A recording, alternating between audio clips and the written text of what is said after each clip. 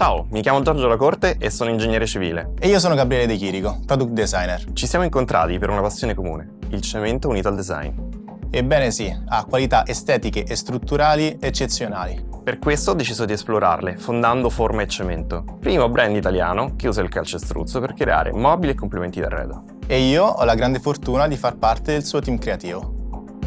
Questo materiale è ampiamente utilizzato in edilizia, ma si presta molto bene anche per costruire oggetti di design. È in grado infatti di essere modellato e colorato e di reggere carichi significativi. Inoltre è materico, innovativo ed estremamente versatile. Abbiamo così creato decine di prodotti diversi, dai tavoli alle console agli accessori, arredando interi parchi pubblici e dimore private. E ci piace sperimentare nuovi modelli, trovando soluzioni tecniche efficaci e spingendo al massimo la creatività. In questo corso Domestica ti insegneremo le tecniche per creare oggetti d'arredo in cemento. Per il progetto finale realizzerai un coffee table, ma potrai poi metterti alla prova anche con altre forme.